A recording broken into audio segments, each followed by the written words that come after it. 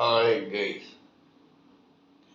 how are you all today morning? Good morning. Today is 29th July 2023. My name is TSV Raghavan and I live in Chennai, Tamil Nadu, India. This is my spiritual vlog on YouTube.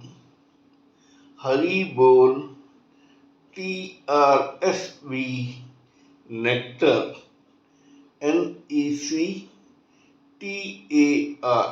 nectar. In this particular vlog, in all my previous videos, we have been discussing about the knowledge and information that we have gleaned through the study of spiritual books, scriptures, contemplation on the material universe, and meditation on the spiritual universe. This particular video in this vlog is no exception to that rule. In fact, it is a mere continuation of all that we have been doing in my past videos. Kindly subscribe to this vlog and press the bell icon so that I may keep reminding you of all my previous and future videos. So let us continue with the discussion of the topic for today's video. In the past few videos, we have been trying to analyze the human psyche of a living entity in a particular lifetime. In that process, we have discussed about several case histories which would vouch for and authenticate the theory that we have arrived at about the factors that affect the making up of a psyche of a particular human living entity.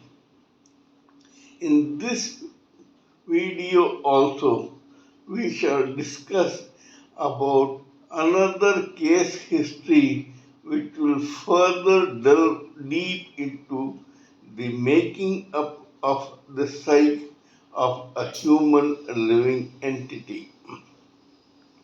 This story goes as follows. In Uttar Pradesh, which is a state in India, there lived a particular lawyer and advocate in the first decade of the 20th century.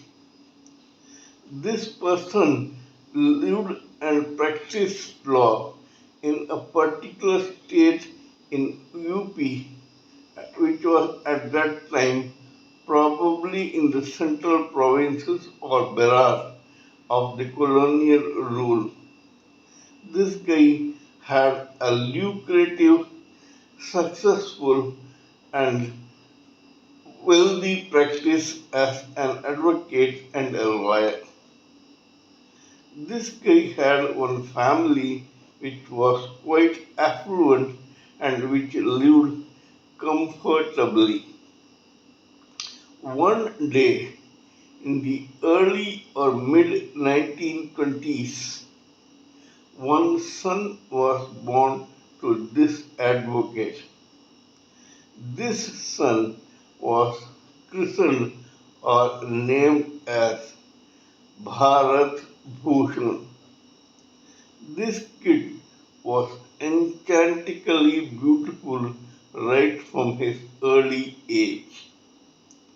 The father lovingly brought up this boy, thinking that this boy will be educated in law and he will join his father's family business of practicing law in the courts of India. However, this beautiful lad was born in such a comfortable family on the lap of comfort and luxury, had his own destiny and ideas. This boy had his prarabdha karma charted in such a way that he was born with a silver spoon in his mouth in that particular family. What is prarabdha karma?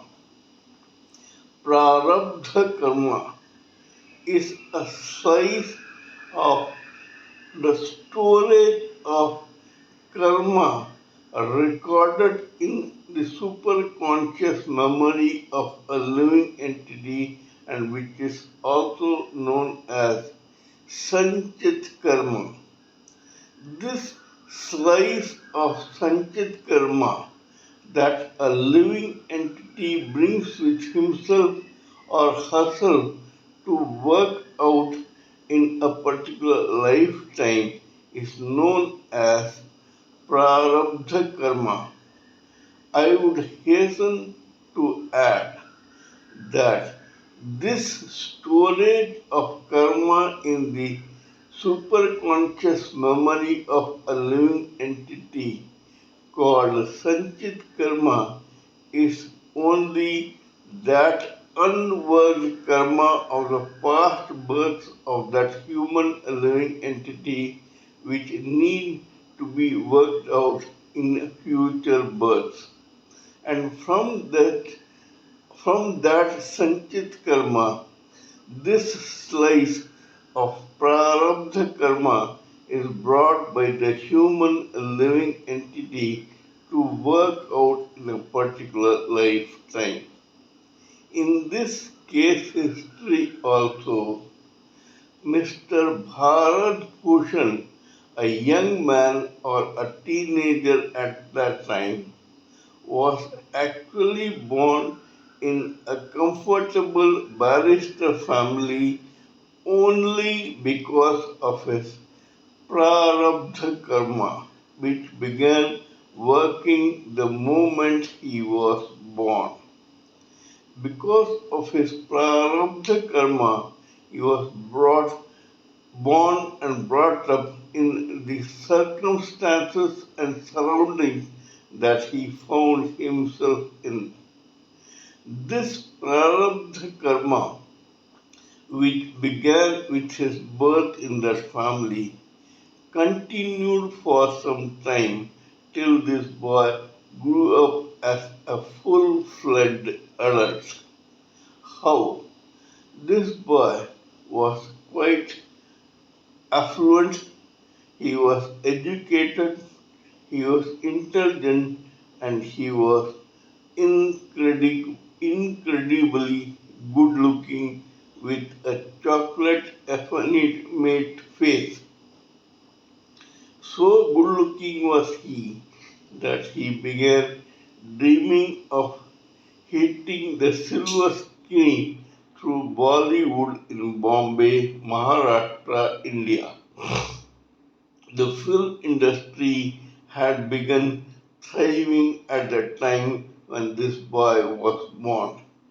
Naturally, this boy with his good looks was interested in the film industry and to earn name, fame, and money through his own good looks, which were decidedly in his advantage. The barrister father was not very happy with the son Bharat Bhushan's decision of joining the film industry.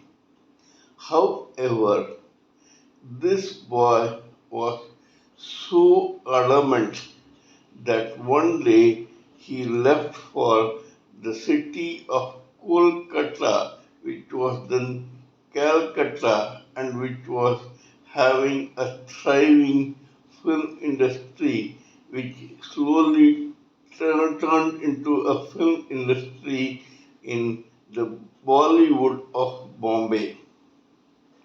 Now, this boy was adamant and he joined that film industry, and lo and behold, he began getting roles in several movies in the Kolkata and Bombay film industry. Now we will take a detour. Till now, this boy's Prarabdha karma was working in his favor and it was influencing his life and his career in this lifetime. However, the moment this boy wanted to hit it big in the film industry, this boy's free will and the Kriyamana karma rising out of that free will took charge of his life. No more was the prarabdha karma which had made him be born in an affluent family, get educated, and get poised to become a barrister. Now, this boy had left his life behind, and so his prarabdha karma, and now he decided to use his free will and Kriyamana karma to chart his own destiny. Bharat Bhushan began getting roles in the film industry, especially those which needed a person with a face like his and which could have a poetic and romantic appearance. However, because of this and because of the money that he got through his acting and his face made this boy a little vain and arrogant. So much so that he always got irritated when someone dared to even touch his car or his property, and he used to harangue those people just because in his ignorance and naivete, Bharat Bhushan thought that he had arrived as a prince in the film industry and will continue to be so all his life. People who were mainly Psycho fans slowly became his detractors. One of such persons was his own elder brother. This guy probably someday thought that Bharat Bhushan was getting far more than he actually deserved, and that too just because of his own looks. So this guy who wanted to have his own fingers on the pie of Bollywood prodded his younger brother to become a film producer. Bharat Bhushan was intelligent, educated, good looking, and probably a passable actor. But he did not have the business acumen, the maturity, the experience, and the street smartness of a film producer. However, the luck was still in his side, and so in the first few projects which he took as a film producer became hits and super hits, as a result of which Bharat Bhushan thought that he had a Midas touch. How wrong he was, he would know a few years later. However, for the time being, Bharat Bhushan was making money hand over fist as a hero, an actor, a face, and a film producer. Fortunately or unfortunately, his brother, who was managing his finances while this guy was concentrating on acting, suddenly passed on, leaving Mr. Bharat Bhushan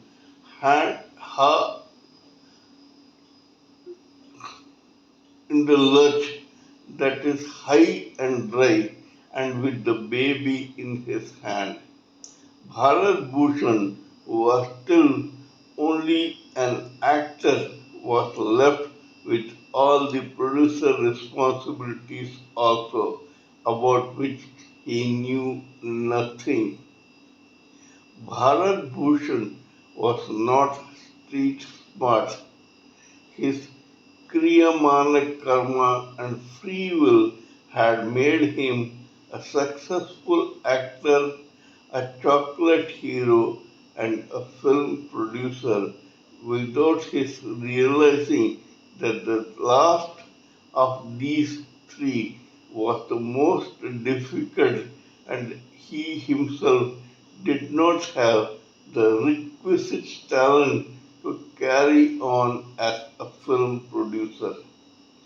Because he had become a film producer, other producers and directors began shying away from him and stopped signing him in their own movies. His own movies as a producer and hero began flopping right, left, and center, so much so that one day, slowly but steadily, all the money that he had earned as a film actor dwindled away, and he was left with nothing or very little. Not only that, he thought that he could still make it big as a film producer, and so he started taking financial loans from other unscrupulous businessmen and loan sharks in the film industry. This resulted in his coming down to the roads in tatters within a decade. Those who were till now worshipping him turned their face away from Bharat Bhushan. For the first time, Bharat Bhushan began regretting his Kriyamana karma. Thanks to his false ego, Bharat Bhushan had rubbed quite a few people on the wrong side just because he had been vain enough to believe that he will be successful all his life. Now he began regretting what his father had advised him long back. He could have been successful in his own town as a lawyer and an advocate if he had heeded his father's advice. But because of his Kriyamana karma, he struck out on his own, and now, slowly but steadily, he had come to such unacceptable or intolerable grief. Bharat Bhushan, who started as a film hero, who became a film star, earned millions as a film actor, became a successful producer, was now in his tatters and his career plus life was in shambles. So much so that the same Bharat Bhushan, who had now started looking not so handsome, was reduced to become an extra, a junior artist, or a character artist in future films made by producers and directors who were very young and who hardly knew the heydays when Bharat Bhushan ruled the film industry. This is a lesson to all of us. We must remember to live according to our experience, maturity, and our own capacity, and to tread on every step very carefully if we have to have a positive life. We are born with a prarabdha karma, which may be very good, average, or bad according to our own sanchit karma. However, despite that, because we were born in a particular atmosphere and surrounding, we become used to that surrounding, and so when we start using our free will and kriyamana karma, we must be very careful. As they say, fools rush in where angels fear to tread. Every step we take towards our own lifetime and career must be taken with utmost care, and we should always make sure that even if we do not progress further, at least we do not slide down from where our prarabdha karma had brought us when we were born and brought up. Every step that we take in our kriyamana karma should be positive, and we should always listen to the vibrations from our causal intelligence and logic, and allow our causal intelligence to rule our astral mind, emotions, feelings, and etheric senses, and not the other way around. Etheric senses or astral mind of feelings and emotions should never rule our causal intelligence. If it does, sooner or later we may be likely to come to grief. The ultimate aim of every human living entity is to get self realized, finally get liberated from this endless cycle of birth and death in the material world, and then finally get delivered to the Supreme Personality of Godhead. We must all keep this aim at the back of our mind before taking any decision that will mar our journey towards the ultimate deliverance. It is always better to start materialistically and slowly progress materialistically, and then one day slide towards spiritualism and go totally spiritual, or at least color our material life with spiritualism so that we will have a positive and creative life all our future births and deaths.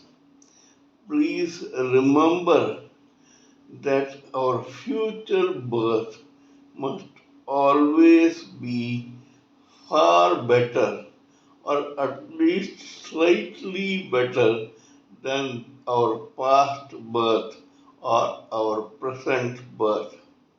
It should never be the other way around.